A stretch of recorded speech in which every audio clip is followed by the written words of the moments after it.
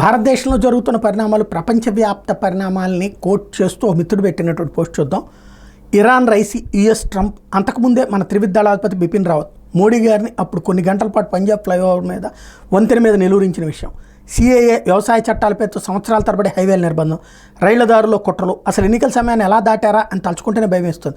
ఎన్ని వందల సభలు, రోడ్ షోలు, ఓ గాడ్, మన ఎస్పీజీ, రా, ఇతర భద్రతా ఏజెన్సీలు ఎంతటి నిబద్ధతతో ప్రేమతో పనిచేస్తే ఆ ఫేజ్ దాటాం. కానీ ఎంతటి శక్తివంతమైన అభేద్యం అనుకుంటున్న వ్యవస్థల్లోకి వాళ్ళు చొచ్చుకు రాలేదు అనుకోవడానికి లేదు. సమయం కోసం ఎదురు చూస్తూ నిశ్శబ్దాన్ని పాటిస్తున్నారేమో అనిపిస్తుంది. అప్పుడప్పుడు పరీక్ష చేస్తూ చూస్తున్నారేమో కూడా.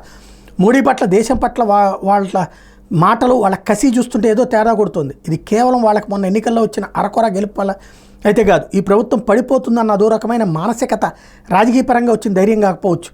పత్రికల్లో సంపాదకీయాలు, వాళ్ళ సమావేశాలు కనబడుతున్న కృత్రిమ ధైర్యం, ముఖాల్లో కొట్టొచ్చినట్టు తెలుస్తున్న విషపూరితమైన నవ్వులు దేన్నో అర్థం చేయిస్తున్నాయి.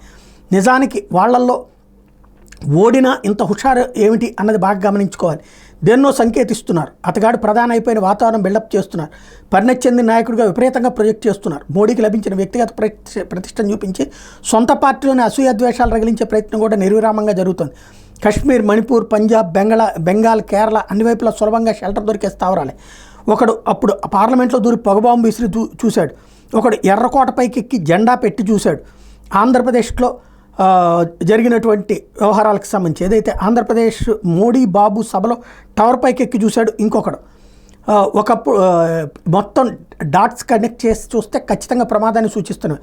మొదట వాళ్ళు ఉపయోగించే భాష మోడీ అజేయుడు కాడు అన్నది తెలిసిపోయిందంటూ, ఆ తర్వాత మన అంతర్గత భద్రత అంత పటిష్టమైంది కాదు అంటూ సూచనలు. సో ఎంత మన భద్రతా దళాలు గొప్ప అయినప్పటికీ ప్రజల అప్రమత్తత చాలా ముఖ్యం. మన చుట్టూ ఉన్న వాళ్ళు ఎవరు, ఎటువంటి వాళ్ళు, దేశం పట్ల ఇంత ద్వేషం కలిగిన వ్యక్తులు, ద్రోహులకు షెల్టర్ ఎవరన్న గ్యారంటీ ఏంటి?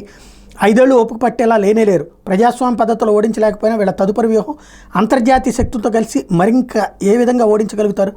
ప్రజలు ప్రతి క్షణం అప్రమత్తంగా ఉండాలి. మోడీ గారు జాగ్రత్త అని చెప్పడంతో పాటు మనం కూడా విద్వేష శక్తుల కదలికలు అర్థం చేసుకునే ప్రయత్నం చేయాలి.